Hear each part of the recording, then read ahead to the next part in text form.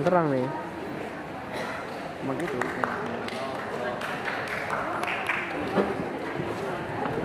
Jangan tekan ya, jangan goyang. Tuh hijau terus nih.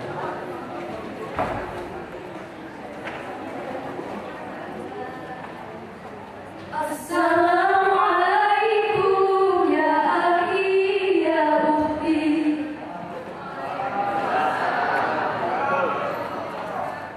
Memberi salam adalah sunnah dan menjawab salam adalah wajib. Assalamualaikum warahmatullahi wabarakatuh. Kanan kita. Salah. Alhamdulillah. Alhamdulillahilladzi hadana li hada wa ma kunna linahtadiya laula an hadana Allah. Asyhadu an la ilaha illallah wahdahu la syarika lah wa asyhadu anna Muhammadan abduhu wa rasuluh. La nabiyya ba'dah. Allahumma shalli ala sayyidina Muhammad wa ala alihi wa sahbihi ajma'in. Amma ba'd. Dewan Hakim yang kami hormati serta saudara-saudara seiman dan seakidah, marilah kita panjatkan puji syukur kehadirat Allah Subhanahu wa Ta'ala yang telah melimpahkan rahmat, nikmat dan hidayahnya kepada kita sekalian, sehingga pada kesempatan kali ini kita dapat berkumpul dalam acara Musabaqah Syarhil Quran 2013 dalam keadaan sehat walafiat. Salawat serta salam semoga selalu tercurahkan kepada junjungan kita, junjungan alam semesta, Nabi besar Muhammad sallallahu alaihi wasallam yang telah membawa kita minal zulumati ilal nur. Ma'asyiral muslimin rahimakumullah. Sudah tidak asing lagi di telinga kita, sudah tidak kabur lagi untuk membicarakan yang seharusnya melindungi tanaman malah memakan tanaman itu sendiri. Lalu, mengapa hal tersebut dapat terjadi? Sedemikian rendahkah moral umat?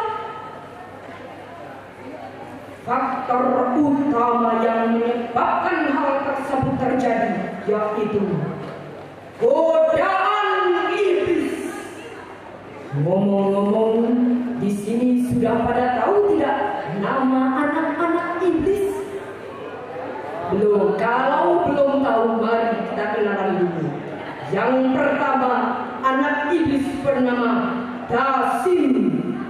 Dasim bertugas untuk menggoda kita untuk suka yang enak-enak.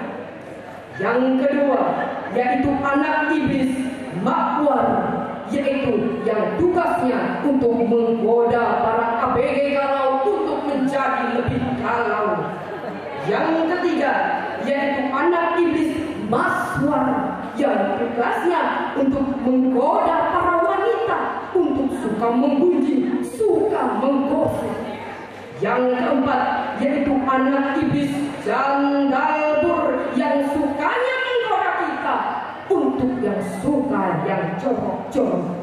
Dan iblis yang kelima ini adalah iblis yang menggoda para pejabat kita untuk melakukan tindak korupsi, yaitu iblis Tabar. Ma'asyiral muslimin rahimakumullah. Menjadi pertanyaan dalam benak kita, lalu langkah apakah yang harus kita lakukan untuk mengatasi masalah korupsi ini?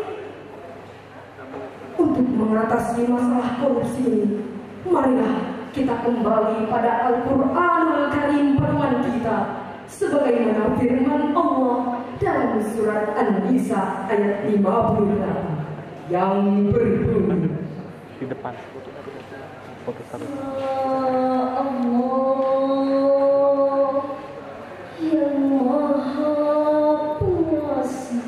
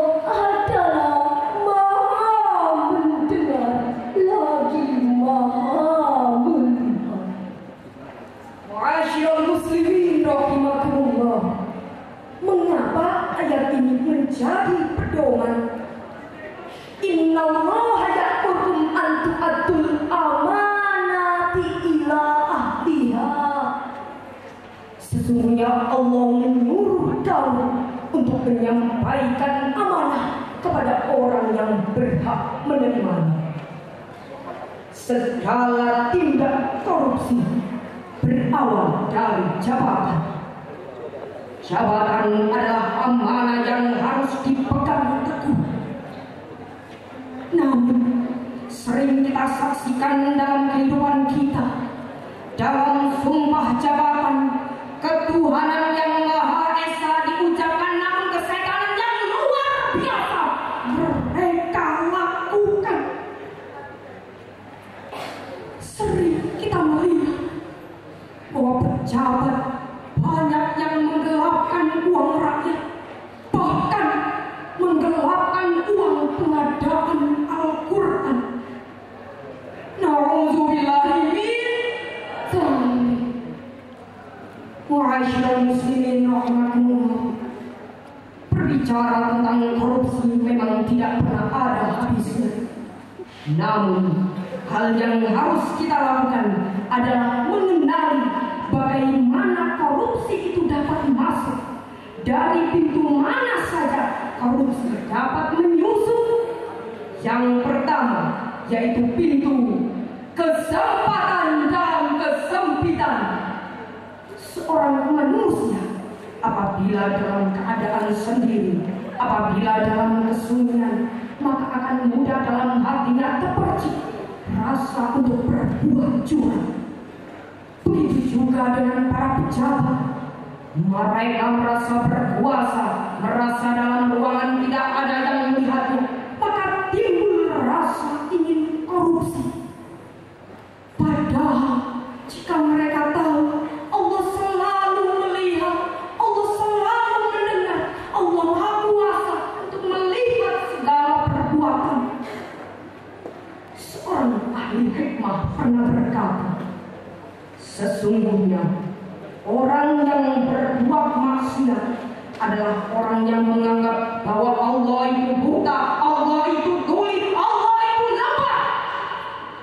Padahal jika mereka tahu bahwa Allah itu Maha Kuasa, Maha melihat dan Maha mendengar, maka mereka tidak akan berani untuk melakukan korupsi. Ada sebuah kisah dari Umar bin Khattab.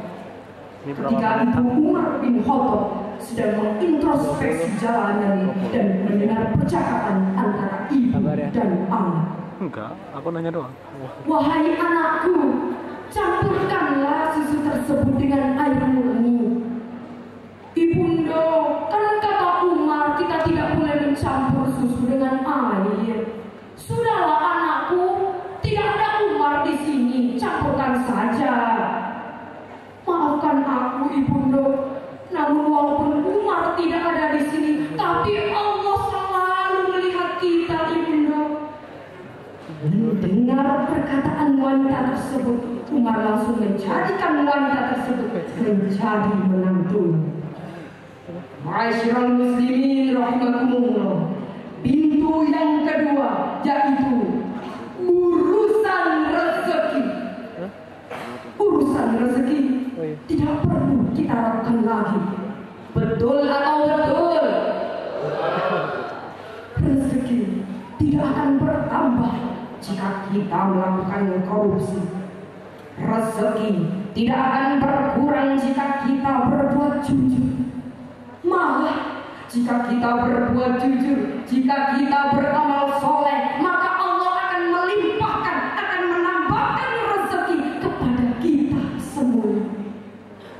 Namun jika kita melakukan korupsi, maka Allah akan memberikan sengsara bagi kita yang melakukannya.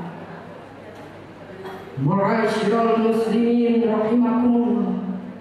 Oleh karena itu, pada kesempatan kali ini kami mengajak Anda bersama untuk saling bahu-membahu memberantas korupsi. Karena apa? Agar kita semua dapat menciptakan negeri yang aman, makmur dan sejahtera.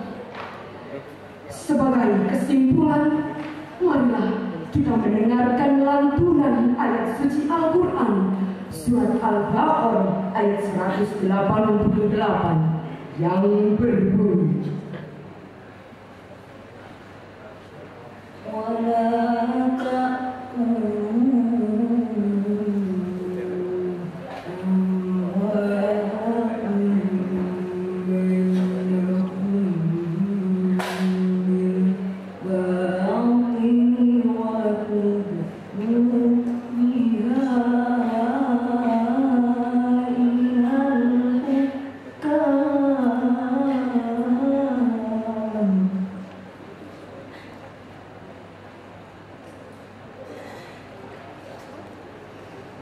وَتُدْلُوا بِهَا